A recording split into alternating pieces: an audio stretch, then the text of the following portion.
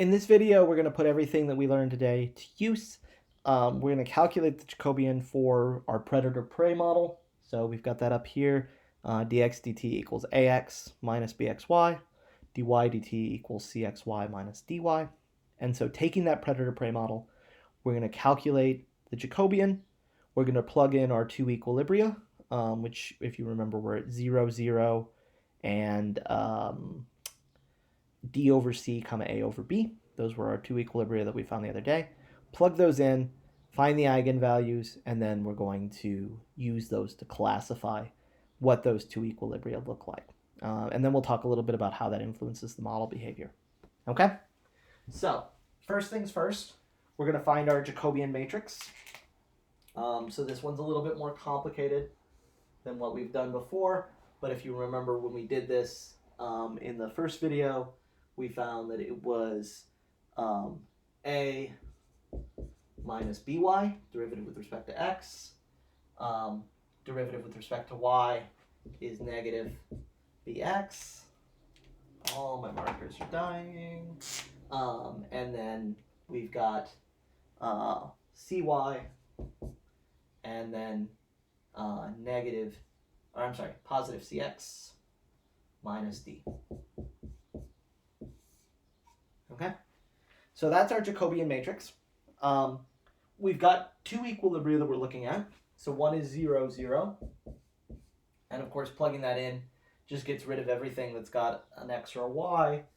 And we're left with the matrix A, 0, 0, negative d. Okay? And this is an easy one, right? Because, excuse me, when we talked about, remember, a diagonal matrix like this where there's zeros off the diagonal, these are going to be your eigenvalues.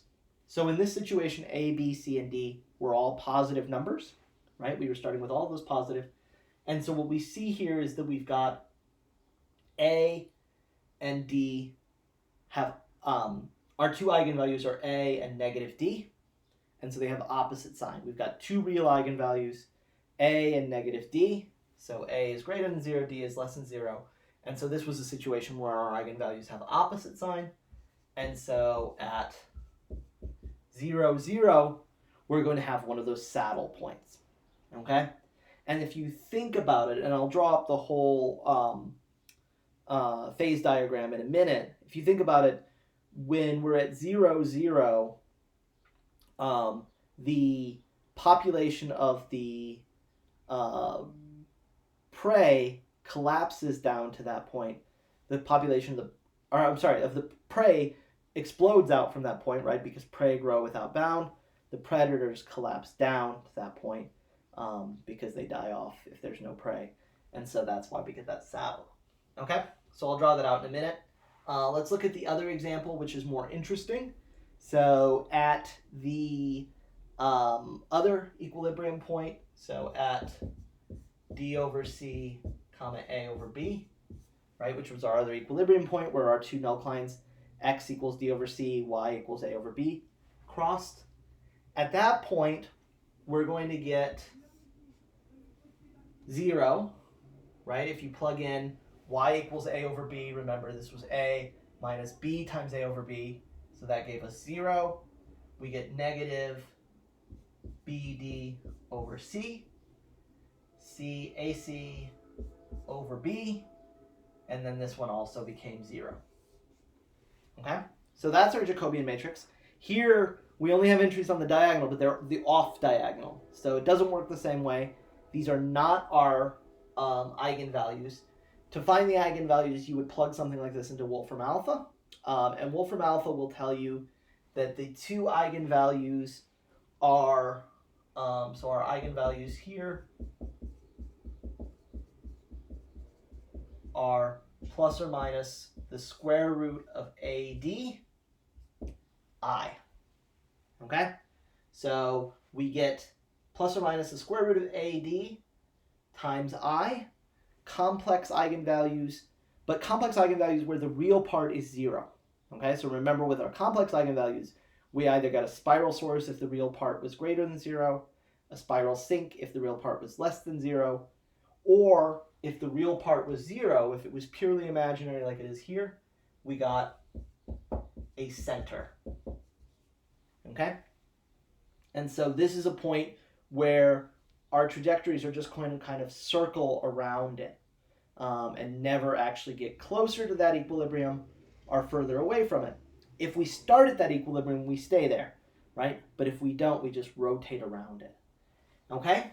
And so let's talk about this in terms of the model. So I'm going to erase all this. I'm going to draw back up the phase diagram, and we're going to look at these two equilibria just to kind of see how they work. So let's look at our phase diagram again from last class. So we had, remember, our null clines at x equals 0, y equals 0, x equals d over c, y equals a over b, right? And then drawing in all of our behavior. So y, of course, is our predators. Remember, along this null cline, this is an x null cline, and we decrease down to 0. For our prey, along the y null cline,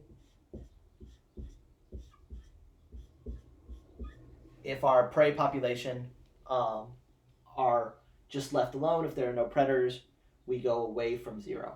Okay? And you can actually, even though we don't usually with the model, you can draw in the arrows on the other side of the negative values of x and y, and you can see that this is that saddle behavior, right?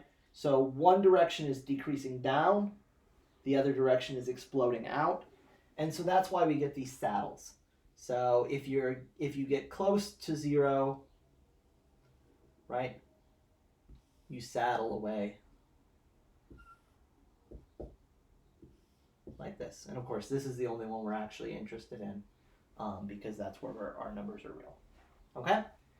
The other values, the other equilibrium being up here, we got our values on our null clines. So if we're in this situation, if we're less than d over c, we're going to get, let's see, if we're less than d over c, then our, this is a, y equals a over b is our x null cline, so that's where we're only moving vertically. So we need to plug in something less than d over c to our dy dt. And so if we plug in something less than d over c, let's see, we're going to get something negative. Yep. Just trying to remember what this looks like. So our arrows along this null cline look like this. Similarly, if you plug in something along the line x equals d over c, this is our y null cline. You get this kind of behavior. Okay? And so this, remember, we found was a center. And so anywhere you start, if you start somewhere not on that equilibrium, what you're going to get is it's going to cross out some sort of elliptical or circular or something like that orbit around that point. Okay? Even these ones down here, so remember how I said this was a saddle,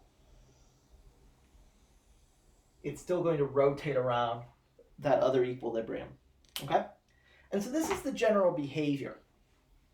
What does this mean in terms of our predator-prey model? Well, so this phase diagram gives us a lot more information than what we found before looking at discrete models or anything like that. Because what we see is we've got an equilibrium at d over c comma a over b. If we start there, we stay there.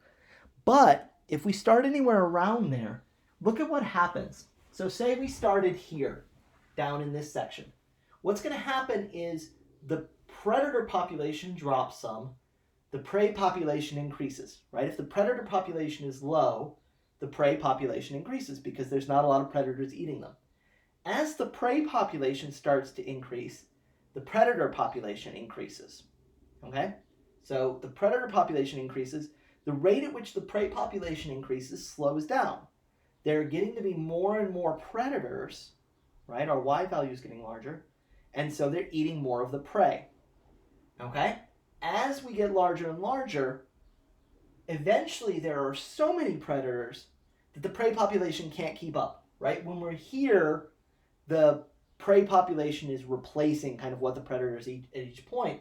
But once we get too many predators, the prey population starts to drop, okay? The predator population continues to rise for a while, but pretty quick as the prey population drops, the predator population will start to drop. And so now both predator and prey are dropping. But then as the predator population drops some, the prey population, the drop rate slows down. The prey population stabilizes because there aren't as many predators eating them. And then eventually the prey population starts to increase again. And so we get this equilibrium cycle, okay? And so what this looks like in terms of graphs, if you remember from when we were graphing X and Y, our prey and our predator population, remember we would get these pictures where our prey population cycled like this, and then our predator population cycled similarly, but kind of a little bit off. So something like this. And that's because, again, when the prey increases, then the predators increase and they kind of lag behind. Okay? And that's exactly what's going on in this picture. So looking at a model like this can tell you a lot about what happens in different situations. If you had a phase diagram, right, where you had a source at 0, 0, 0, something like that, what you would know then is that these are growing exponentially without bound, okay? If you've got a sink somewhere else, right, say you've got another equilibrium out here,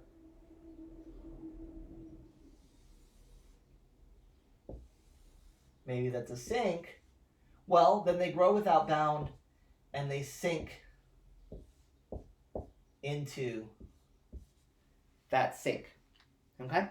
So you can draw in a phase diagram and think about how that influences the behavior of your model.